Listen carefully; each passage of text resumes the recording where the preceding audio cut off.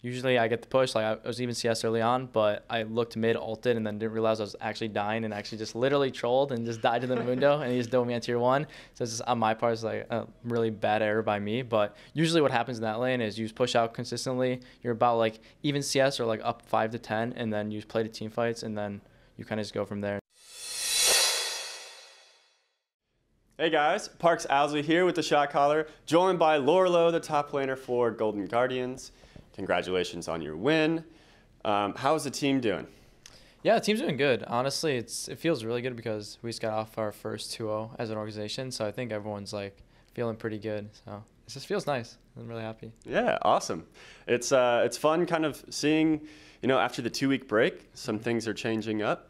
So were you able to utilize that? Like, do you think that you just got really good practice over the 2 weeks? Yeah, so I think the 2 weeks definitely helped, especially the break. We just had more time to just hone what we wanted to play for this weekend. But I think the biggest thing is we went through a lot of ups and downs this past 2 weeks, and I think it really shaped like our team atmosphere. Because at the beginning of the week, when the Rift Rivals week was going on, we were playing pretty sloppy, and there's a lot of conflict and just frustration throughout the whole team. And I feel like after we were able to overcome that as a team and really just come together and just really trust each other after that, I feel like we were playing more together throughout the whole game. So I think it showed a lot in these past 2 games on stage. I feel like it wasn't us just making individual plays, it was us playing well as a team. And I think that's a big difference from week to week, and I hope we can keep it up. So this is something that maybe we could start to expect a little bit. It's not just, oh, they had 2 good games in a row. It's more of like actual team cohesion coming along? Yeah, I think it's a really big part. I think for me personally, I'm trying to make everyone just feel like they belong and just shape our environment. I feel like I've been putting a lot of work towards how people are feeling outside of the game, how people are feeling when we go into the game. And I feel like just more so than like my individual player, just how I act towards the game. I think a lot of what I'm doing more recently is coming outside the game. And I'm like talking with the coaches, like making sure that our atmosphere and structured practice is really good, and just making sure that every day we go into practice with a clear mind and have good things to work on. Interesting. So does that then unlock kind of new strategies for you guys? Like, are you able to use this new synergy and get more creative with your play, or do you think that you will just hone down on what you're already good at? I think a lot of it in League is a lot of plays come up from getting vision and then setting up on one side of the map really well. And I feel like before we kind of had one person going to get a solo kill, one guy going for a blue buff, one guy going for the dragon. It wasn't like, hey, we need to set up this side, play well around this, and then actually execute on our play. But I feel like it's going to make our games look way cleaner and way more smooth when we're like, hey, our goal this game is to use like GPL bottom and then control boss side, make a bot dive. And like things like that, when we go into the game and actually execute it, it looks really clean and looks like really well done on stage. And I feel like as weeks go on, we're going to be able to define it more and look like a really strong team going into playoffs. So following the win conditions, that's always good. Yeah. And that's something that the analysts will for sure be happy about, because it's funny when they call that out at the beginning of the game and then the teams don't actually follow it, and they always they call the people out. So I want to talk a little bit about top lane specifically. Mm-hmm. You have had an interesting time this year having to deal with the new gold funneling strategy. So what is it like as a top laner? I know I've heard the side lanes is really tough, and they're the real heroes, actually, if it works out, for surviving in the lane. So what is it that you have to do, and like how does it change your game? Yeah, so it depends on what side of the gold funneling you're on. If you're on the side playing into gold funneling, you have like a really fun time, because you literally don't have to verse a jungler pretty much, and usually pick a really strong counterpart matchup that just destroys the enemy laner. So like say like a Kennen into like a Gragas or something, like an AD Kennen, and you just try to abuse them as much as possible. But if you're on the receiving end of like the Gragas into Kennen, you pretty much just sit there, hopefully get as much CS as you can, and just play for late game. It's like all you really can do, because you pretty much just make sure your person that's getting funneled gets ahead, and you have to like be there for the team fights later on in the game. So does it require more communication then? Like with if you are on the funneling team, if you are a top laner or if you're in the bot lane, does it require more like team synergy and making sure that you get covered for if you need it? Or is it kind of like you really are on your own island up there and you just have to do what you can to survive? Yeah, there's some situations like you have Zyra Khan, they can like get prio mid and then come help you in like the really bad lane, maybe burn like a top flash or get a kill or something. But usually it's mainly up to what the two can get without losing as much. So it's like if there's Zyra Khan mid, if they don't want to lose a mid wave and go to help top lane because the net gain is probably gonna be lower than them just staying mid and then getting an extra camp. So it's mainly how much they can get before they lose anything, and then once they have that grasp of like the game and have a lot of priority, then they can like choose to go to the sidelines to help them out. But it's really about them getting the initial lead through mid, and then later on after they get that lead, helping the sidelines stabilize and then playing like a good mid-game team fight comp. So it sounds like you are kind of, for the most part, probably on an island.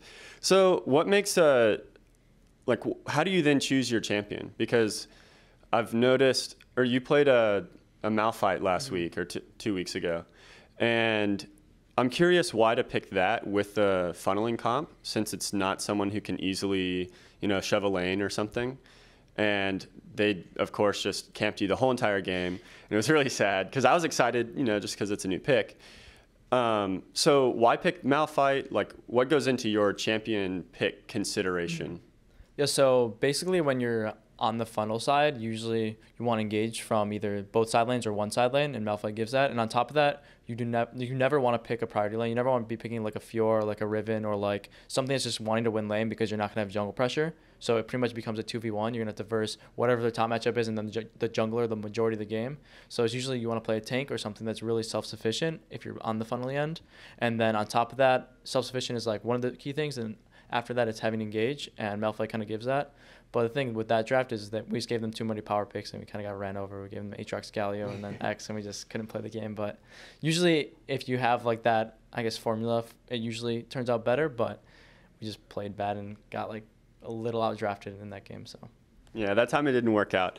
You mentioned the power picks, though, and so I want to bring up two. Aatrox, the new one, not the one that you were just talking about, the Riven version of Aatrox, and also Mundo, because we've seen Mundo in almost every game since Rift Rivals. And Aatrox, of course, has been banned, which is good, because we don't know how to play against it yet. So let's talk about the Mundo first, because you just played against it. You did win, or the team did win. It was a tough matchup for you. So what do you do against a Mundo? Because everyone is saying he's really broken. We can throw an 80 carry on it, and he'll still win the lane. So what is the plan against Mundo? Yeah, so basically Mundo's early lane phase is pretty weak. Once he gets his first buy-in, like level 6, he starts getting a little bit stronger, but usually you just pick something that can get pushed, and then you look to affect the map. So like today, I picked GP. Usually I get the push, like I was even CS early on, but I looked mid, ulted, and then didn't realize I was actually dying, and actually just literally trolled and just died to the Mundo, and he just dove me on tier 1. So it's just, on my part, it's like a really bad error by me, but usually what happens in that lane is you just push out consistently. You're about like even CS or like up 5 to 10, and then you play the team fights, and then you kind of just go from there. And GP's like usually a safe champion because he has oranges to get rid of the cleaver slow, and he also takes stopwatch, so the dives are pretty hard if they do send people up top. And who's supposed to get the healing reduction? Is it just depends on the game? It really depends. Like the GP build path for Executioner is like okay, but you usually want like Serex and Stormrazor before then. So if you need to buy it, then you kind of buy it. But I think that game with Zoe getting Morello's, I probably didn't even need it. But just for like safety and like insurance, if Zoe does die, then we have like another person with Executioners. Because if Zoe gets one shot or something in the fight, then how do we kill the level 16 Mundo with ulti on? He's literally has like 4 HP bars. He's like one of those guys from like the fighter games that just has like 4. You kill 1 HP bar, it's like, oh, there's another one here. Yeah. So it's like, yeah, that champion's really strong. I think going into like practice, like I saw LCK pick him consistently, and I'm like, I kept telling my coaches like, if he's up, just give me that champion. He's like really busted right now. So first pick, worthy busted? I think maybe we'll see him. There's a lot of really OP picks besides Mundo. I think for top lane, he's like S tier right now. But like, there's champions like Zoe, Nocturne, Talia. There's Aatrox that's left open. There's Talon that's really good. There's a lot of just like crazy champions that are really good. Even like things like Heimer now is like insanely high prio. And there's like a lot of other things that are like really, really strong that we probably haven't even seen yet. So maybe Mundo gets like hard countered from like a new pick that comes out later. But like Darius into Mundo is pretty good matchup too. But I feel like it's just harder to execute the Darius side more so than like say like a GP side or something like that. Okay. Is it just because of the melee? Mainly just because I feel like Darius, you have to get a lead and have to execute really well, while GP, you kind of can just either get a lead, be safe in lane, and then you're still a really strong champion no matter how the game pans out. Okay. And then on the Aatrox side of things, we haven't really seen him yet because he's been banned, thank goodness. Do you think that that is someone who people will start getting comfortable playing against, so we'll actually get to see it in games? That champion's like, honestly, like a dime or like a platinum player can come on LCS and press Q and then win and get like the spotlight. I swear that champion's so brain dead. Like he can lane versus any LCS top laner as like a platinum player and probably win lane or do really well. It's like, it's really branded how his trade patterns work, and like there's some skill involved with it, but it's really just Q, and then if they're out of range you press E to get more range, and that's like all you really do, and you auto shove, auto win lane. You have so much damage in your kit, and I feel like he needs to be tuned down a little bit before we see him getting opened, but yeah, his like damage is way too nuts for laning phase. And also the thing is you can play him mid with Smite too, so he's a flex pick, and any flex pick right now in League is like really threatening, especially if you take it on red side. They can't do anything, or blue for first pick rather.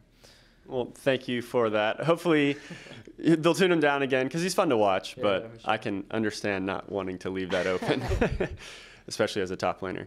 So any last words before we go? Anything you're excited about for the rest of the season? Obviously, your team is developing, so anything on top of that? Not really. I just want to thank all the fans. I think we've had a rough half of last split in spring, but I feel like we're coming together more so this summer, and anyone that supports me individually or just GGS in general, I'm really grateful for, and I hope you guys keep supporting us, so thank you. Awesome. Thank you so much. Best of luck. Before we go, we will do a rock, paper, scissors game. Alrighty. Rock, paper, scissors, shoot. Rock, paper, scissors, shoot. All right, I got you.